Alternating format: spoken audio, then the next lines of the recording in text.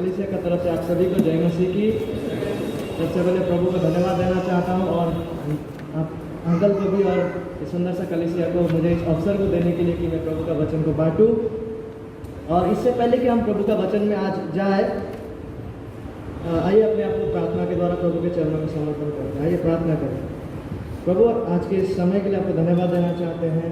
अनुग्रह करें प्रभु कि हम आपके वचनों में आपका सच्चाई को देख पाए, हमारे आंखों को खोले प्रभु, ताकि हम उन सत्य को देखने के द्वारा अधिक से अधिक उन्हें विश्वास कर पाए और उस अनुरूप ताकि हम अपने जीवन को जी पाए। प्रभु, मुझे भी सहायता करें कि ताकि मैं विश्वसनीय रूप से आपका वचन को बांटूं और संपूर्ण रूप से प्रभु पवित्र आत्मा आप ही के ऊपर निर्भरशील होते हैं आज के इस वचन के लिए, और हम सबको आपके चरणों में सौंपते हैं। सारा आदर सम्मान और महिमा आप ही को देके विनती यीशु मसीह के महान नाम से मांगते हैं।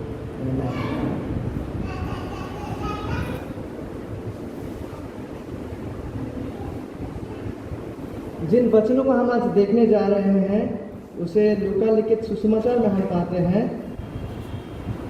The gospel according to Luke chapter 23। लूका लिखित सुसमाचार का 23 अध्याय का 34 पद में हम इन पदों को, जिन विषय को आज देखने जा रहे हैं, इस विषय को यहाँ पाते हैं। हालांकि काफ़ी महत्वपूर्ण बातों को ऑलरेडी वचन के द्वारा पढ़ा गया है हमारे सामने आज। यूहन्ना 19 से यशायाह 53 से काफ़ी महत्वपूर्ण सच्चाई वहाँ पे है। मेरा आंखें नम हो रहा था जब मैं उन सत्य को सुन रहा था और अपनी आंखों से देख रहा था, और मेरे लिए एक तरफ से काफ़ी आसान भी हो गया क्योंकि बैकग्राउंड को ऑलरेडी सेट कर चुके हैं बाइबल स्क्रिप्चर रीडिंग के द्वारा आज।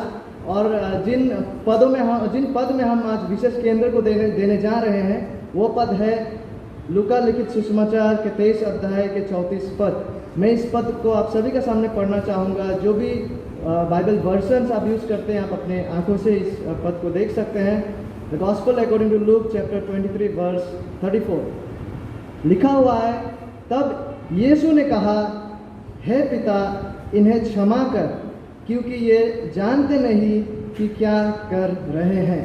यह परमेश्वर का वचन है और इसी वचन का हम देखने जा रहे हैं। और इस गुड फ्राइडे हम सभी को आज यहाँ एकत्रित हुए हैं, और इस गुड फ्राइडे हम चाहेंगे कि हम सभी को प्रभु यीशु मसीह की इस क्षमा की वाणी की और अपना दृष्टि को लगाए।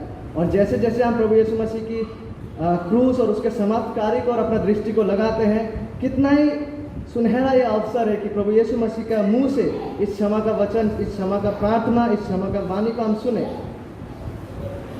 तब यीशु ने कहा, हे पिता, इन्हें क्षमा कर, क्योंकि ये जानते नहीं कि क्या कर रहे हैं। यीशु मसीह इस जगत में थे, वो इस जगत में आए, और यूहन्ना हमसे कहता है ये जगत और ये सारा सृष्टि उन्हीं के द्वारा उत्पन्न हुआ। उसके बावजूद जगत ने उसे नहीं पहचाना। वह उसके अपनों के पास आया और उसके अपनों ने उसे ग्रहण नहीं किया। और पतित मनुष्य ने क्या किया? जिनका हृदय पाप से अंधा पड़ा हुआ था, यीशु मसीह में कोई सुंदरता को देख नहीं पाया कि यीशु मसीह को चाहे। और यीशु मसीह के जन्म के समय में भी हम देखते हैं कि यहाँ तक कि सराय में उसके लिए कोई जगह नहीं था। और यशायाह का जब आज यशायाह 53 को हमारे सामने रीड किया गया, वहाँ हम देख पाते हैं कि किस तरह से यीशु मसीह का जीवन शैली को यशायाह 53 के द्वारा यशायाह हमारे सामने रखते हैं। और वहाँ से मैं कुछ बातों को आपके सामने लाना चाहूँगा कि यीशु जब इस पृथ्वी में आएंगे और उसके साथ जो होने जा रहा था, यशायाह ने 700 साल पहले ही उसका भविष्यवाणी कर दिए थे। ठीक है, और यीशु मसीह को लोग किस दृष्टिकोण से देखने जा रहे हैं, इन सब बातों को भी यशायाह हमारे सामने रख देते हैं। यीशु मसीह के आने के 700 साल पहले यशायाह ऐसा कहते हैं लोगों का संबंध में कि लोग किस दृष्टिकोण से यीशु को देखने जा रहे हैं। यीशु मसीह के समय के लोग, वह ऐसे जड़ के समान उगा जो निर्जल भूमि से फूट निकले। यीशु मसीह के समय के लोग यीशु मसीह की ओर जब ताक रहे हैं तो वो लोग इस दृष्टिकोण से देख रहे हैं कि यीशु मसीह ऐसा एक जड़ के समान है जो निर्जल भूमि से फूट निकले। क्या हमने कभी ऐसा जड़ को देखा जो ऐसा जमीन से फूट के आता है जहाँ कोई जल नहीं है, उसमें कोई सुंदरता नहीं होता है कि हम उसे देखें। वही बातों को ऐसे रखते हैं। वो आगे कहते हैं उसकी ना तो कुछ सुंदरता थी कि हम उसको देखें, और ना उसका रूप ही हमें ऐसा दिखाई पड़ा कि हम उसे चाहते। वह तुच्छ जाना चाहता और मनुष्य का त्यागा हुआ था। वह दुखी पुरुष था, रोग से उसकी जान पहचान थी और लोग उससे मुंह फेर लेते थे।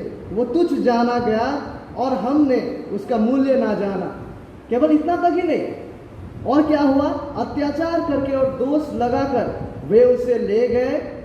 उस समय के लोगों में से किसने इस पर ध्यान दिया कि वह यानी कि यीशु मसीह जीवितों के बीच में से उठा लिया गया? किसने इस बात पर गौर किया? किसी ने नहीं। लेकिन जब यीशु मसीह को उठा लिया जा रहा था, यानी कि यीशु मसीह जब मारा जा रहे थे, ये मारा जाना बहुत ही दर्दपूर्ण, बहुत ही शोकपूर्ण होने जा रहा था। और तय किया गया कि यीशु मसीह जब मारा जाएंगे, निर्णय लिया गया कि उसे क्रूस पे मारा जाए। एक ऐसा लज्जाजनक मृत्यु उसे सहना पड़ा जब उसे उठा लिया गया, और वो चुपचाप इसे सहता गया, और वो क्रूस पे इस लज्जा, इस दर्द, दुख, तकलीफ को वो सहता रहा। लेकिन एक क्षण ऐसा आता है, लूका का 23 में जैसा हम लोगों ने अभी पढ़ा, एक क्षण ऐसा आता है जहाँ पे यीशु अब कुछ बोलने लगता है, उसका होठ खुलने लगता है। हमें दिखाई देता है शास्त्र से कि यीशु कुछ बोल रहा है, यहाँ पे उनका होठ हिलने लगते हैं। क्या है वो वाणी जो यीशु मसीह बोल रहे हैं? क्या यीशु मसीह ऐसा कह रहा है कि मुझे क्रूस से कोई निकालो? नहीं। क्या यीशु मसीह अपने शत्रुओं के ऊपर अभिशाप का घोषणा कर रहा है? नहीं। लेकिन यीशु मसीह उनके शत्रुओं के लिए, उनके हत्यारों के पाप क्षमा के लिए विनती करते हुए हमें नजर आते। तब यीशु ने कहा, हे पिता, इन्हें क्षमा कर, क्योंकि ये जानते नहीं कि क्या कर रहे हैं।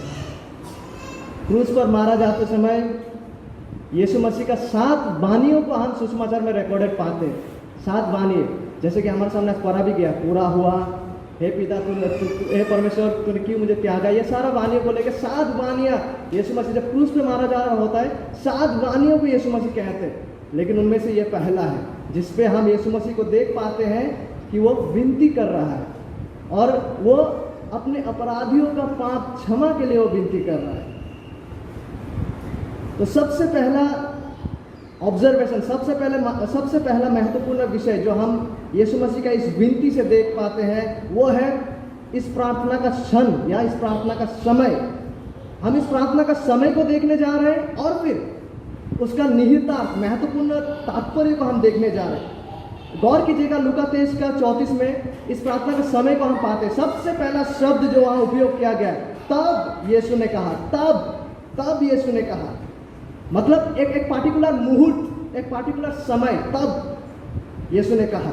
और A.W. पिंक नामक प्रभु का दास जब इन शब्दों को देखते हैं, वो कहते हैं कि यहाँ पे जब यीशु मसीह इस विनती को कर रहे हैं, और जब हम ये तब शब्द को देख पाते हैं, यहाँ पे हम यीशु मसीह का उद्धारदायी प्रेम का विजय को देख पाते हैं। यहाँ पे हम इस प्रार्थना में और इस प्रार्थना का समय की ओर जब ताकते हैं, यहाँ पे हम यीशु मसीह का उद्धारदायी प्रेम का विजय को देख पाते हैं। इसको समझने के लिए इस संदर्भ को थोड़ा पढ़ते हैं, ठीक है? लूका 23 का 33 को पढ़ते हैं और साथ में 34 को भी, ताकि हम इस संदर्भ को समझें। 33 पद में लिखा हुआ है, जब वे उस जगह जिसे खोपड़ी कहते हैं पहुंचे, तो उन्होंने वहां उसे और उन कुकर्मियों को भी, एक को दाहिनी और दूसरे को बाईं और क्रूस पर चढ़ाया। ठीक है, यहाँ संदर्भ क्या है? यीशु मसीह को क्रूस पे लटकाया जा रहा है, उसका दोनों तरफ है कुकर्मी लोग है, और ये बहुत ही दर्दनाक मृत्यु को और लज्जाजनक और शोकपूर्ण मृत्यु को मर रहा है। और लूका हमसे कहता है, तब यीशु ने विनती की, जब दुष्ट हाथों ने उन्हें क्रूस में चढ़ाया, जब लोग उसका निंदा कर रहे थे, जब उसका हत्यारे उसका मजाक उड़ा रहे थे, तब उस समय जब यीशु मसीह लज्जाजनक मृत्यु को मर रहा था, तब उस समय जब यीशु मसीह पिता का क्रोध को उपभोग करते हुए मारा जा रहा था, उस समय यीशु कहते हैं कि इन्हें क्षमा कर, ये जानते नहीं कि क्या कर रहे हैं। यदि यीशु मसीह चाहता तो कुछ ही क्षणों में उसके हत्यारों को वहां पे स्वर्ग से आग बुला के भस्म कर सकता था। यदि यीशु मसीह चाहता तो उसका एक आदेश ही काफी था कि पृथ्वी उन हत्यारों को निकाल डाले, लेकिन यीशु मसीह ने यह नहीं किया। भले वो दुख तकलीफों को सह रहा था, भले वो परमेश्वर का न्याय विचार को उपलब्ध करके मारा जा रहा था, भले लोग उसे सता रहे थे, भले लोग उसे निंदा कर रहे थे, उन सबों के बावजूद यीशु मसीह विनती करता है, हे पिता इन्हें क्षमा कर, सच में यहाँ पे हम उद्धारदायी प्रेम का विजय को देख पाते हैं। ये सच्चा उद्धारदायी प्रेम नहीं तो और क्या है? क्योंकि जब हम 1 कोरिन्थियों 13 में पढ़ते हैं, हम ऐसा देख पाते हैं कि प्रेम धीरजवंत है। क्या हमें जानना है प्रेम क्या है? क्रूस की ओर देखिए, धीरजवंत है, वह सब बातों को सह लेता है। क्या हमें जानना है क्या है? क्रूस की ओर हम ताकि सब बातों में धीरज धरता है।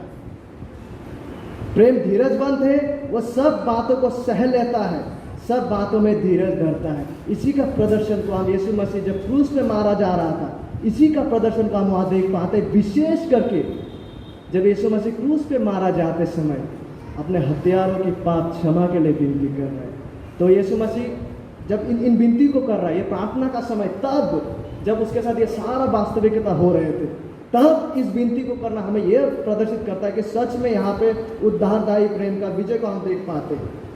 लेकिन केवल उतना ही नहीं, यहाँ पे हम यीशु मसीह का सर्वश्रेष्ठ उदाहरण है। इस विनती में, उन सर्वश्रेष्ठ उदाहरणों में से एक उदाहरण को हम इस विनती में देख पाते हैं, क्योंकि यीशु मसीह उसी अनुसार चले जैसे उन्होंने हमें चलने सिखाया। यीशु मसीह पाखंडी नहीं थे कि वो कुछ और सिखाए किसी को और खुद दूसरी तरफ चले ना। यहाँ पे हम यीशु मसीह का सर्वश्रेष्ठ उदाहरणों में से एक उदाहरण को देख पाते हैं, जब वो इस विनती को कर रहा होता है। क्यों? क्योंकि यीशु मसीह ने हमसे सिखाया। क्या सिखाया? जब हम मत्ती को पढ़ते हैं हम देख पाते, परंतु मैं तुमसे यह कहता हूँ कि अपने बैरियों से प्रेम रखो और अपने सताने वालों के लिए प्रार्थना करो। क्या यीशु मसीह यही नहीं कर रहे थे उस क्रूस पे? इस प्रार्थना में हम सर्वश्रेष्ठ उदाहरणों में से एक उदाहरण को देख पाते। इस विनती में जब यीशु मसीह इस विनती को कर रहे थे, तो ये इस विनती को जब हम देखते हैं, विनती का समय हमें उद्धारदायी प्रेम का विजय को व्यक्त करता है। इस विनती को जब हम देखते हैं, यहाँ पे सर्वश्रेष्ठ एक उदाहरण को हम देख पाते, जब यीशु मसीह अपने बैरियों को प्रेम रख के उनके पाप क्षमा के लिए विनती कर रहे थे। यीशु मसीह ने सत्य का प्रचार किया, वो खुद सत्य है और उन्होंने सत्य अनुसार जिए। यहाँ से एक एप्लीकेशन व्यक्तिगत जीवन के लिए हम ऐसा भी पूछ सकते हैं कि आज जो हम यहाँ मौजूद है, क्या हम वाकई में अपने बैरियों के लिए विनती करते हैं और अपने शत्रुओं से प्रेम रखते हैं? हम यीशु मसीह की ओर ताकि तब यीशु ने कहा, जब उनके साथ ये सारा जुल्म हो रहा था, तब यीशु ने कहा, हे पिता इन्हें क्षमा कर, क्योंकि ये जानते नहीं कि क्या कर रहे हैं। और यहाँ पे हम प्रार्थना का समय को देखते हैं, एक सर्वश्रेष्ठ उदाहरण को देख पाते हैं इस प्रार्थना में। केवल उतना ही नहीं, यहाँ पे हम प्रार्थना का कारण को भी देख पाते हैं कि क्यों यीशु ने उन लोगों का पाप क्षमा के लिए विनती की। वाई, उसका कारण को भी हम यहाँ देख पाते हैं, क्योंकि यीशु मसीह कहते हैं क्योंकि ये जानते नहीं कि क्या कर रहे हैं। तो इस प्रार्थना का कारण क्यों यीशु मसीह उनके शत्रुओं के लिए, उनके हत्यारों के पाप क्षमा के लिए विनती करते हैं? क्योंकि वो लोग जो उनको हत्या कर रहे हैं, वे जानते नहीं कि क्या कर रहे हैं। जब यीशु मसीह इन बातों को कह रहा है, यहाँ पर हम प्रत्येक पतित मनुष्य का सच्चा आत्मिक स्थिति को देख पाते हैं, क्योंकि ये जानते नहीं। अज्ञानता का पाप जो ये कर रहे हैं, ये जानते नहीं। अज्ञानता का पाप को हम यहाँ देख पाते। देखिए, परमेश्वर का दृष्टि में, क्योंकि परमेश्वर पवित्र है, उनका दृष्टि में प्रत्येक प्रकार का पाप पाप ही है। चाहे उसे कोई व्यक्ति जानबूझ के करे या उसे कोई व्यक्ति अनजाने में करे या अज्ञानता से उस पाप को करे। और जैसे सचेत होकर किया गया पाप के लिए भी प्रायश्चित और क्षमा की आवश्यकता है, ठीक उसी तरह से अज्ञानता से किया हुआ पापों का भी प्रायश्चित का और क्षमा का आवश्यकता है। इसलिए दाऊद भजन में ऐसा हमसे कहता है, भजन 19 में, अपनी भूल चूक को कौन समझ सकता है, मेरे गुप्त पापों से तू मुझे पवित्र कर। मेरे गुप्त पापों से, जो पापे अनजाने में अज्ञानता में किया गया है। और यदि आज हम हमारी बातों को करें, हमारे पास एक्सक्यूज नहीं है अज्ञानता के लिए, हमारे पास एक्सक्यूज नहीं है, हम बहाना नहीं मार सकते कि हम यीशु को नहीं जानते, यीशु क्यों मारा गया उसको नहीं जानते, क्योंकि परमेश्वर ने पर्याप्त रीति से उनके शास्त्र में अपना इच्छा, अपना सत्य को रख छोड़े हैं। इसलिए कोई आज नहीं कह सकते कि हम तो अज्ञान है, हम नहीं जानते कि यीशु क्यों आया, क्यों मारा गया। There is no excuse for that, क्योंकि परमेश्वर ने अपना सत्य को, अपना इच्छा को पर्याप्त रीति से हमारा शास्त्र में हमारे सामने रखे हैं। और यहाँ पे ना ही केवल हम अज्ञानता का पाप को देख पाते हैं, लेकिन यहाँ पे हम मनुष्यों का हृदय का अंधापन को भी देख पाते हैं। ठीक है, यहाँ पे हम मनुष्य का हृदय का अंधापन को भी हम देख पाते हैं, क्योंकि यीशु मसीह ऐसा कह रहे हैं विनती में, क्योंकि ये जानते नहीं कि क्या कर रहे हैं। यहाँ पे बात ये नहीं है कि ये लोग नहीं जानता था कि वो लोग यीशु को क्रूस में चढ़ा रहे हैं, ना, उस बात से ये लोग अनजान नहीं था। उन लोग को भली बात ही पता था कि हम किसी एक व्यक्ति को क्रूस में चढ़ा रहे हैं जिसका नाम यीशु है, और उन्हीं लोगों ने इसका डिमांड को किया। पढ़ा गया हमारे सामने आज, crucify him. They were the one who demanded that Jesus be put to death on the cross. तो यीशु मसीह जब कहते कि ये जानते नहीं, तो किस संदर्भ में और किस अर्थ में यीशु मसीह कह रहे हैं? केंद्र केवल इस बात पे नहीं, गौर से सुनिएगा, केंद्र केवल इस बात पे नहीं कि ये लोग अज्ञान है या ये जानते नहीं, वरन यीशु मसीह की बातों के अनुसार केंद्र इस बात पे है कि ये लोग क्या कर रहे हैं उसे ये लोग नहीं जानते। ये लोग जो कर रहे हैं उसे ये लोग नहीं जानते। केवल ये अज्ञान नहीं है, लेकिन जो कर रहे हैं उसको ये लोग नहीं जानते कि वो लोग किसको वाकई में क्रूस पे चढ़ा रहे हैं, कि उसका पाप जो है, उन्होंने जो निष्पाप व्यक्ति जो कभी पृथ्वी में चले थे उसको क्रूस पे चढ़ा रहे। राजा का राजा, प्रभु का प्रभु, महिमा का राजा को वो लोग क्रूस पे चढ़ा रहे। वो लोग इस बात से अज्ञान था, वो लोग जानते नहीं वो क्या कर रहे हैं, मतलब कि राजा का राजा को वो लोग क्रूस पे चढ़ाने के द्वारा किस घिनौना पाप में वो जुड़े हैं, ये जानते नहीं कि क्या कर रहे हैं। कितना अंधा थे हृदय की आंखें, क्योंकि अभी तक में इन लोगों को जान जाना चाहिए था कि यीशु कौन है। अभी तक में इनको जान जाना चाहिए था कि यीशु कौन है। ये अंधापन का कोई एक्सक्यूज या बहाना ही नहीं है। क्यों? क्योंकि पुराना नियम शास्त्र उनके पास थे, जहां पे पर्याप्त रीति से यीशु मसीह के बारे में बताया गया। यीशु मसीह का शिक्षा प्रचार उनके सामने था, और किसी ने ऐसा प्रचार नहीं किया जैसे यीशु मसीह ने उनके सामने बातें की। यीशु मसीह का कार्य अनोखा था, मुर्दों को जी उठाना। यीशु मसीह का जीवन यात्रा इनके सामने निष्पाप निष्कलंक जीवन यात्रा। ही always lived a perfect life, और पिता हमेशा उनके जीवन को देख के संतुष्ट थे। तो इन लोगों के लिए कोई बहाना बचा ही नहीं कि ये लोग जो कर रहे हैं उससे वो ज्ञान रहे। उसके बावजूद ये जानते नहीं कि क्या कर रहे हैं। क्या एक्सक्यूज देंगे हम इस अज्ञानता का? क्या एक्सक्यूज देंगे हम इस अंधापन का? कोई एक्सक्यूज नहीं। इससे केवल यही प्रदर्शित होता है कि कितना अंधा इनके हृदय थे पापों के कारण। और सबसे दुख भरा शोकपूर्ण वास्तविकता यह है कि यह जो स्थिति है ना, ये केवल उस दिन तक सीमित नहीं था। यह स्थिति आज भी प्रचलित है और आज भी दोहराया जा रहा है। और मुझे नहीं पता हम में से जो लोग हैं आपका क्या स्थिति है, लेकिन यदि आप अभी तक ऐसा एक स्थिति में हैं जहाँ पे आपने वाकई में प्रभु यीशु मसीह को संपूर्ण रीति से भरोसा के द्वारा समर्पण नहीं किए, इस कार्य को करने के द्वारा आप इसे नहीं जानते कि आप क्या कर रहे हैं। शायद ही आपको इस बात का एहसास होगा कि मसीह का बलिदान और उद्धार का निमंत्रण को त्यागना कितना ही भयावह है। जो सवाल पुराने दिनों में था वो आज हमारे लिए भी है कि इस यीशु मसीह जिसको मसीहा कहा जाता है, इसका साथ में क्या करूं? दो विकल्प है, there are only two options. या तो फिर एक इंसान उसे नकारे, परित्याग करे, उसका उद्धार का ऑफर को परित्याग करे, या तो फिर उसे प्रभु का रूप में स्वीकार करे, विश्वास करे, प्रेम स्वरूप उसका उद्धार का निमंत्रण करे। और मुझे नहीं पता हमारा आज सुबह इस दोपहर का स्थिति क्या है, लेकिन प्रभु के अनुग्रह में, ताकि हम वैसा व्यक्ति लोग हो जो वाकई में प्रभु में सच्चा विश्वास के द्वारा उनका इस उद्धार का आमंत्रण को हमने ग्रहण किया, जिसे हम शास्त्र में पाते हैं। और यदि कोई हम में से कोई ऐसा है जो वाकई में प्रभु यीशु मसीह में अभी भी संपूर्ण रीति से समर्पित नहीं है, यदि आप अपना कानों को प्रभु के वचनों के प्रति बंद किए रखे हैं, अपने आंखों को प्रभु का सुंदरता, उसका महानता के प्रति बंद किए हुए रखे हैं, तो इसको करने के द्वारा आप सच में नहीं जानते कि आप क्या कर रहे हैं। लेकिन हमारे पास अनंत आशा है, और सुसमाचार यही है कि इसके बावजूद हम उद्धार पा सकते हैं यदि आप चाहें, क्योंकि शास्त्र हमसे कहता है प्रभु यीशु मसीह में विश्वास करो तो उद्धार पाओगे। यदि हम उसके पास आए और विश्वास करें, तो अभी तक में हमने देखा यीशु मसीह का इस विनती का समय को हमने देखा, जहाँ पे हम उद्धारदायी प्रेम का विजय को हम देख पाते हैं। इस विनती की ओर जब हमने दृष्टि लगाया, यीशु मसीह का ये विनती एक सर्वश्रेष्ठ उदाहरणों में से एक है, जहां हम देख पाते कि यीशु मसीह ने जो सिखाया स्वयं उस अनुसार वो जिए। और यहाँ पे हम इस विनती के कारण को भी देख पाते कि क्यों यीशु उनके शत्रुओं के पाप क्षमा के लिए विनती कर रहे हैं, क्योंकि वे लोग जो थे उनका हृदय का अंधापन, उनका सच्चा आत्मिक स्थिति अज्ञानता के कारण। और अभी हम ये भी देखेंगे यीशु मसीह का इस विनती का लक्ष्य, इस विनती का इरादा, इस विनती का उद्देश्य को, उसके लिए फिर एक बार लूका 23:34 में हम दृष्टि लगाएंगे। लिखा हुआ है, तब यीशु ने कहा, हे पिता, इन्हें क्षमा कर, क्योंकि ये जानते नहीं कि क्या कर रहे हैं। यहाँ पे हम यीशु मसीह का विनती का उद्देश्य, इरादा और लक्ष्य को देख पाते, और वो क्या है?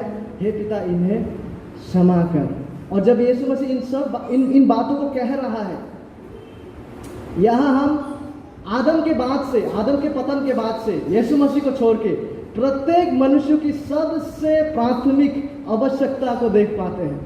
यीशु मसीह जब इस विनती को कर रहा है पाप क्षमा के लिए, यहाँ पे हम प्रत्येक मनुष्य की प्राथमिक आवश्यकता और जरूरत को देख पाते हैं, जब यीशु मसीह यहाँ पे उनके शत्रुओं के पाप क्षमा के लिए विनती कर रहे हैं। और हमें आज यह भी जानना है कि शास्त्र का जो परमेश्वर है, बाइबल का परमेश्वर, वो सिद्ध रूप से पवित्र है, लेकिन आदम के पतन के बाद से यीशु मसीह को छोड़ के प्रत्येक मनुष्य जो जन्मे हैं, भजन 51:5 में दाऊद कहते हैं कि हम अपने माँ के कोख से ही पापी स्थिति में जन्मे हैं, और परमेश्वर के राज्य में प्रवेश करने के लिए हमें सिद्ध पवित्रता की आवश्यकता है, क्योंकि परमेश्वर सिद्ध है। यीशु मसीह कहता है सिद्ध बनो, मत्ती 5 में, क्योंकि तुम्हारा परमेश्वर जो है पिता, वो सिद्ध है। और हम जितना भी कार्य और प्रयास करें क्यों ना अपने पापों को मिटाने के लिए, जो हमें आदम से मिला उसके पतन के बाद से, और हम जितना भी प्रयास करें क्यों ना उस सिद्धता को कमाने के लिए, हम विफल होते हैं, हम विफल होंगे। यशायाह 64 में यशायाह हमसे ये भी कहता है, हमारा धर्म के काम सब के सब मैले चित्रे के समान है। ठीक है, तो हम जितना भी प्रयास करें परमेश्वर का धार्मिकता और उसका स्टैंडर्ड को कमाने के लिए, हम कम करेंगे, हमारा सारा प्रयास है कम करेंगे, और ना ही हमारे पास पर्याप्त है कि हमारे पापों का प्रायश्चित को हम दे सके। तो दो बातें हमारे सामने हैं, क्योंकि परमेश्वर पवित्र है, सिद्ध है, उनके राज्य में, उनके उपस्थिति में प्रवेश करने के लिए हमें सिद्ध पवित्रता की आवश्यकता है, जो कि हमारे पास है नहीं, और हम जितना भी प्रयास करें वो काफ़ी नहीं है, वो मैला चित्रे के समान है यशायाह के अनुसार, और ना ही हमारे पास पर्याप्त है कि हम अपने पापों के लिए प्रायश्चित को दे सके खुद से। इसलिए भजन 49 हमसे ऐसा कहता है, उनमें से कोई अपने भाई को किसी भांति छुड़ा नहीं सकता है, और ना परमेश्वर को उसके बदले प्रायश्चित में कुछ दे सकते हैं। तो दोनों स्थान में हम विफल पड़े। एक है कि हमारा प्रायश्चित को देने के लिए हमारे पास पर्याप्त है नहीं कि हम दे सके और अपने पाप को क्षमा कर सके अपने बुनियाद पर, और ना ही अपने बुनियाद पर हम धार्मिकता को कमा सकते। इसीलिए जब हम इस पृथ्वी में अपना अंतिम सांसों को गिन रहे होंगे या आखिरी दिन में रहेंगे, उस दिन एक व्यक्ति के लिए सबसे अधिक मायने क्या रखता है पता है? उस दिन उस व्यक्ति के लिए सबसे अधिक मायने यह रखता है कि क्या वाकई में उसके पापों को क्षमा किया गया है। जिस दिन हमारा पृथ्वी में आखिरी दिन होगा, उस दिन जो बात सच में मायने रखा गया वो यह है कि क्या वाकई में परमेश्वर के द्वारा हम क्षमा प्राप्त थे, और क्या वाकई में हमारा पापों को यीशु का लहू के द्वारा धोया गया है। पापों से क्षमा पाया जा सकता है, और यही सुसमाचार है। यीशु मसीह इस पृथ्वी में आते हैं, वो सिद्ध जीवन को जीते हैं, जो जीवन को हम कभी नहीं जी सके। हमेशा पिता को संतुष्ट किए हैं।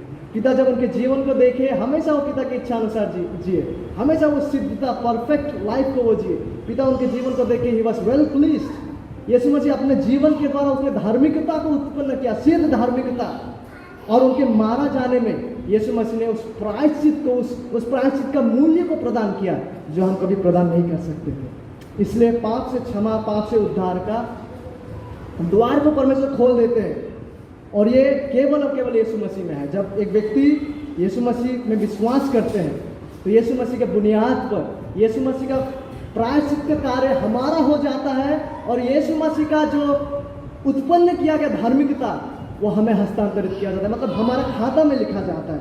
और यीशु मसीह के बुनियाद पर हमारा पाप क्षमा होता है जब हम यीशु पर विश्वास करते हैं, और हमें यीशु मसीह का धार्मिकता दिया जाकर हम धार्मिक ठहरते हैं। इसलिए वचन हमसे कहते हैं कि धन्य है वे जो धार्मिकता के भूखे और प्यासे हैं, क्योंकि वह तृप्त किए जाएंगे। इसलिए पहले परमेश्वर का राज्य और उनके धार्मिकता का हम खोजी करें जो यीशु मसीह की ओर से आते हैं। और जब हम उन्हें विश्वास करते हैं और जब हम यीशु मसीह में विश्वास के द्वारा एक होते हैं, हमारा पापों का मजदूरी और प्रायश्चित को यीशु मसीह के खाते में लिखा जाता है और यीशु मसीह का उत्पन्न किया धार्मिकता हमें दिया जाता है। और इसी बुनियाद पर, केवल इसी बुनियाद पर शास्त्र का परमेश्वर एक पापी को धार्मिक ठहराते हैं। इसलिए 2 कोरिन्थियों 5 में हम देख पाते हैं, वे जो पाप से अज्ञात था यानी यीशु मसीह, उसे हमारे लिए पाप ठहरा गया ताकि यीशु मसीह में होकर हम परमेश्वर की धार्मिकता बन सके। और ईसाई सुसमाचार का ये बुनियादी सत्य है, we are saved by grace alone through faith alone in Christ alone. हम केवल अनुग्रह से, केवल यीशु मसीह में विश्वास के द्वारा उद्धार पाते हैं। और इसीलिए देखिए यीशु मसीह जब पुनरुत्थित होते, ये तो आज गुड फ्राइडे वाला समय का हम पढ़ रहे हैं, लेकिन एक अध्याय जब हम इस तरफ पढ़ते हैं पुनरुत्थान के बाद, देखिए यीशु मसीह ऐसा बातों को करते हैं। आइए इन पदों को पढ़ लेते हैं। लूका 24 में हम इन विषयों को पाते हैं। पुनरुत्थान के बाद यीशु मसीह इन बातों को कहते हैं। लूका 24 अध्याय 46 और 47 पद को हम पढ़ेंगे। लूक चैप्टर 22 वर्सेस 46 एंड 47 लिखा हुआ है। यीशु मसीह इन बातों को कह रहा है और उनसे कहा, यीशु मसीह कह रहा है, ये लिखा है कि मसीह दुख उठाएगा और तीसरे दिन मरे हुए में से जी उठेगा और यरूशलेम से लेकर, यीशु मसीह कह रहा है, यरूशलेम से लेकर सब जातियों में मन फिराव का और पाप की क्षमा का प्रचार उसी के नाम से किया जाएगा। ठीक है, यीशु मसीह ऐसा कह रहा है कि जैसे लिखा था, है नहीं, मसीह दुख उठाएगा, मारा जाएगा, पुनरुत्थित होगा और इसी के बुनियाद पर, यीशु मसीह का समाप्त कार्य के बुनियाद पर पाप क्षमा का और मन फिराव का प्रचार यरूशलेम से लेकर हर जगह में किया जाएगा, हर जगह में किया जाएगा। ठीक है, और इसीलिए यीशु मसीह अपने लहू बहाने की ओर दृष्टि लगाकर अपने समाप्त कार्य के बुनियाद पर यीशु मसीह पिता के सामने क्रूस पे मारा जाते समय विनती कर रहे हैं, हे पिता इन्हें क्षमा कर, because there is forgiveness in Jesus name, and in Jesus name forgiveness and repentance from sins would be preached throughout the world. क्योंकि हम वचनों में देख पाते हैं कि बगैर लहू बहाए कोई पापों की क्षमा नहीं है, और जिस लहू को बहाना था वह लहू को होना था ऐसा लहू जो निष्पाप व्यक्ति का है, निष्पाप निष्कलंक मनुष्य को मारा जाना था, और साथ ही साथ उसे एक ऐसा व्यक्ति होना था जो स्वयं परमेश्वर है। इसलिए वचन हमसे कहता है कि परमेश्वर एक है और परमेश्वर और मनुष्य के बीच में एक बिचवाए है, यीशु मसीह। और जिस लहू बहाने के द्वारा हमें पापों का प्रायश्चित और क्षमा मिलता है वो है निष्पाप निष्कलंक यीशु मसीह का लहू। क्योंकि ये इम्पॉसिबल, अनहोना है कि बैलों और बकरों और बछड़ों की लहू के द्वारा किसी का पाप को दूर किया जाए या पाप क्षमा हो।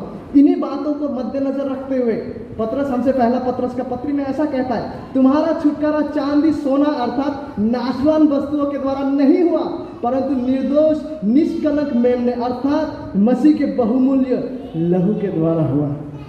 तो इसीलिए जब यीशु मसीह अपने शत्रुओं के पाप क्षमा के लिए विनती कर रहे हैं उस क्रूस से, वहां पे हम ये भी देख पाते हैं कि उन लोगों का सबसे प्राथमिक आवश्यकता क्या था। यीशु मसीह जब उनके पाप क्षमा के लिए विनती कर रहे हैं, वहां पे हम इस बात को समझ पाते और देख पाते हैं कि उन लोगों का जो सबसे प्राथमिक आवश्यकता क्या था, और वो है उनके पाप क्षमा का। और केवल उनके नहीं, आदम के पतन में गिरने के बाद से ये प्रत्येक मनुष्य के सबसे प्राथमिक आवश्यकता है, यहाँ तक कि मेरा और आपका। और जिस वास्तविकता, जिस प्राथमिकता, जिस सच्चाई का हमें सबसे अधिक आवश्यकता है, सबसे प्राथमिक जिस विषय का हमें आवश्यकता है, वो है कि यीशु मसीह के लहू के द्वारा हमारा पापों को क्षमा किया जाना और हमारा पाप को धो के दूर किया जाना। और समाप्त करते हुए मैं एक बहुत ही महत्वपूर्ण सवाल पूछना चाहूँगा, जितने भी आज हम यहाँ बैठे हैं, क्या वाकई में आपके पाप क्षमा किए गए हैं? क्या वाकई में आपको इस बात का आश्वासन है कि परमेश्वर ने आपके पापों को क्षमा किया है? क्या वाकई में हम जितने भी आज यहाँ बैठे, क्या वाकई में हमारा पाप आज यीशु मसीह के लहू द्वारा क्षमा किए गए हैं? यदि हम में से कोई है जिसका अभी तक पाप क्षमा नहीं हुआ है, जिसे आप उपलब्ध और उपभोग कर रहे हैं, मैं आपसे छूट के नहीं जाना चाहता हूँ। आपके लिए एक निमंत्रण है। आज का इस गुड फ्राइडे आपके पास आता है पाप का क्षमा का बानी को लेते हुए।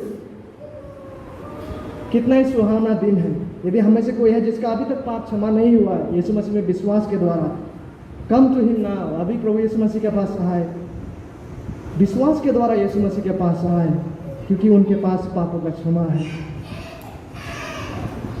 यीशु मसीह का क्रूस एक ऐसा स्थान है जहाँ पे हम परमेश्वर का करुणा, उसका प्रेम, उसका न्याय को संतुष्ट हुए देख पाते हैं।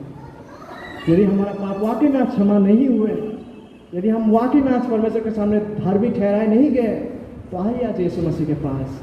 उनकी बुनियाद पर आप धार्मिक ठहरेंगे जब आप उन पर विश्वास करते हैं। आइए यीशु मसीह के पास। और सबसे अच्छा प्रतिज्ञा क्या है पता है? सबसे अच्छा प्रतिज्ञा ये है, यीशु मसीह यूहन्ना 6:37 में ऐसा कहते हैं, जो कुछ पिता मुझे देते हैं, जो कुछ पिता मुझे देते हैं वे सब मेरे पास आएंगे, और जो कोई मेरे पास आएगा इस रीति से उसे मैं कभी ना निकालूंगा। आइए प्रार्थना करें। Father, we want to thank you प्रभु, आज के इस समय के लिए आपको धन्यवाद देना चाहते हैं, इस अवसर के लिए। प्रभु अनुग्रह करें कि हम में से हर कोई सच में प्रभु आपके अनुग्रह के द्वारा पाप क्षमा किए गए व्यक्ति और उद्धार प्राप्त व्यक्ति हो। प्रभु ये हमारा हृदय का चाहत होगा। प्रभु अनुग्रह करें हमारे हर किसी के ऊपर। और एक बार प्रभु विनती करते हैं, जो भी आज वचनों का बांटा गया, प्रभु अनुग्रह करें कि हम उसे समझ पाए, उसे विश्वास कर पाए और अपने हृदय में उसे रख पाए। प्रभु आपके अनुग्रह के बदौलत धन्यवाद करते हैं। हम सबको आपके चरणों में समर्पण करते हैं। सारा आदर, सम्मान और महिमा आप ही को देकर विनती यीशु मसीह के महान नाम से मांगते हैं। आमीन। Thank you very much. सबको जय मसीह की।